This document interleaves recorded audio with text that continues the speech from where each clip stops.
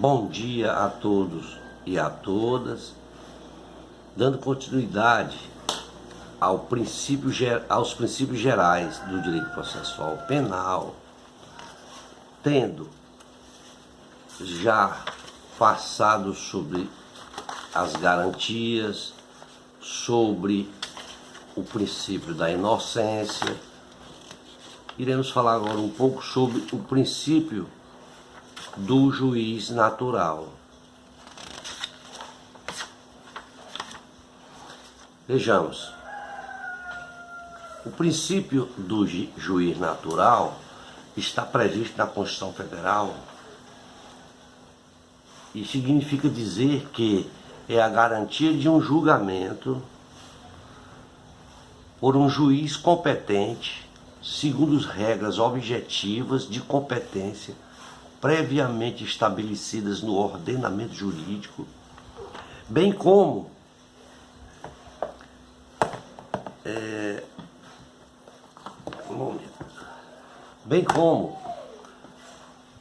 a proibição de criação de tribunais de exceções, constituídos a priori a infração penal e especificamente para julgá-la. Quando se fala de tribunal de exceção, se diz respeito a um tribunal que foi criado em Nuremberg para julgamento de crimes de guerra. Neste tribunal não havia os princípios do contraditório e da ampla defesa. Este tribunal só foi criado apenas para este julgamento. Bom, o juiz natural compreende-se aquele dotado de jurisdição constitucional, com competência conferida pela Constituição Federativa do Brasil ou pelas leis anteriormente ao fato, pois somente o órgão pré-constituído pode exercer a jurisdição. Esta jurisdição deve ser no âmbito proferido pelas normas de competência. Assim, o referido princípio é uma garantia do jurisdicionado, da jurisdição e do próprio magistrado, porque confere ao primeiro, ou seja, ao juiz, o direito de julgamento por uma autoridade judicamente e previamente constituída. Ele vem a garantir a imparcialidade do sistema jurisdicional e cerca o magistrado de instrumentos assecuratórios de sua competência regular e anteriormente fixada.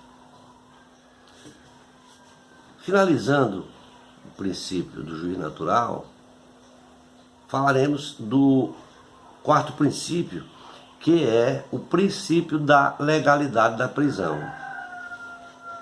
Em nossa Carta Magna, prevê um sistema de proteção às garantias e liberdades, colecionando aí várias medidas judiciais e garantias processuais que visem assegurar às pessoas, manifestando aí medidas específicas e medidas gerais, entre as específicas são, as medidas específicas são consideradas aquelas voltadas à defesa da liberdade, das liberdades pré-definidas, aquelas liberdades que são pré-definidas, como por exemplo o habeas corpus para a liberdade de locomoção, do direito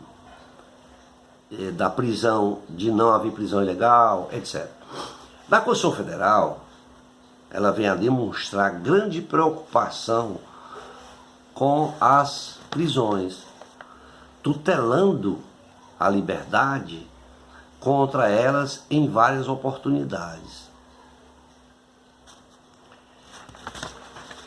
direta ou indiretamente, impondo-lhe limites e procedimentos a serem observados para afirmar a regularidade daquela prisão.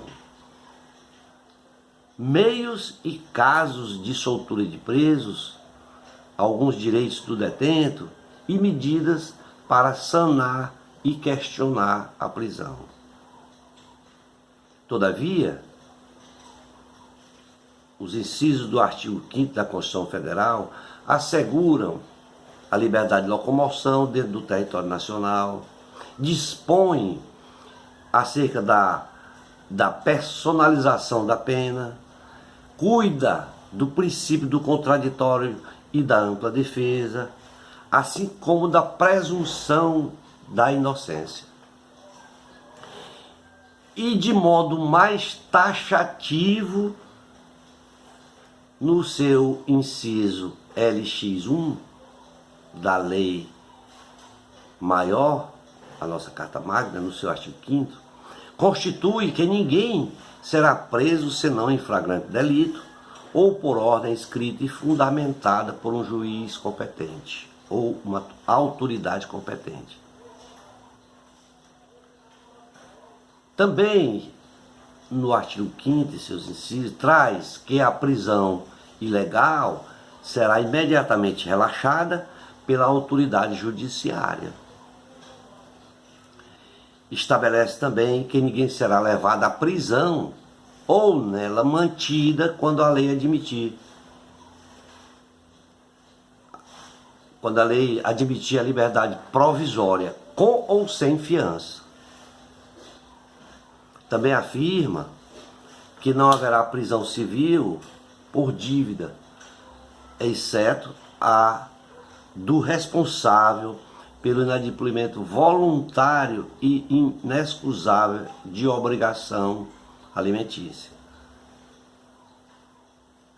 Também ela prescreve que se considerará habeas corpus sempre que alguém sofrer ou julgar-se ameaçado de sofrer violência ou coação em sua liberdade de locomoção, por ilegalidade ou abuso de poder.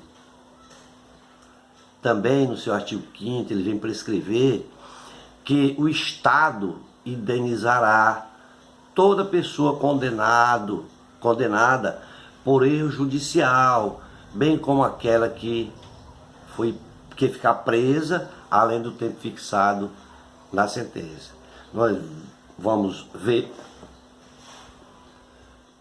no seu artigo LXXV do artigo 5º. Muito obrigado a todos, um bom dia, e no próximo vídeo eu falarei do princípio da publicidade, é o 5º tópico dos princípios gerais. Obrigado e bom dia a todos.